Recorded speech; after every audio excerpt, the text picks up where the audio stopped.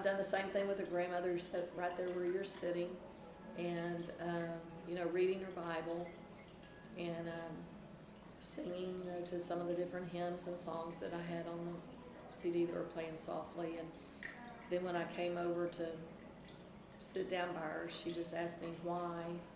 I took him to church all the time. Why did this happen? Where did I go wrong? What did I do wrong? And I think that's probably one of the hardest things that mothers and grandmothers and wives, especially the mothers and grandmothers, tend to blame themselves and try to take on the responsibility of why he did what he did.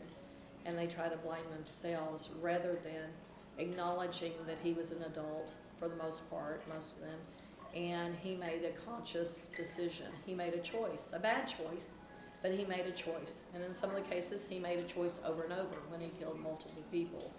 But that he actually made the choice. They didn't do it. They didn't force him into it. They didn't tell him to go do it. You know, it wasn't anything that they could have done any differently because he chose to do what he did.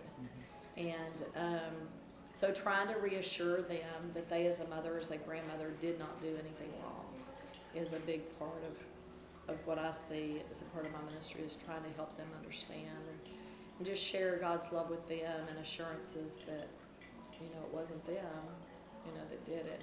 But we get that on a daily and even a weekend basis of mothers and grandmothers or wives or others that try to, because their loved one made a bad choice, their families suffer, which is why we say we share God's love with share God's grace with the other victims of crime, because the families are actually victims of the crime.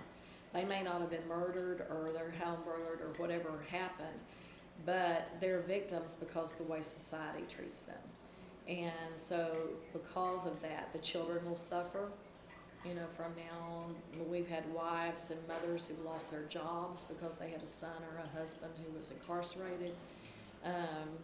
We've had, of course, they don't say that because you can't, it's a discrimination, but they have. And we've had families who, you know, are treated differently within their own communities and by society because of having a loved one incarcerated. And so society as a whole, the way they treat the families is very, very hard on them. And so because of that, the families really struggle. They know that, they sense it, they feel it.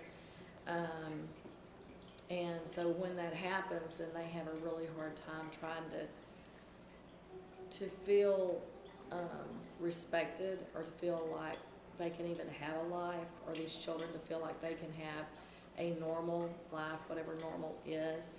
And yet our statistics in Texas show that one out of every 5 families within the state of Texas have someone or are connected to someone who's incarcerated. 1 out of every 5 families in Texas.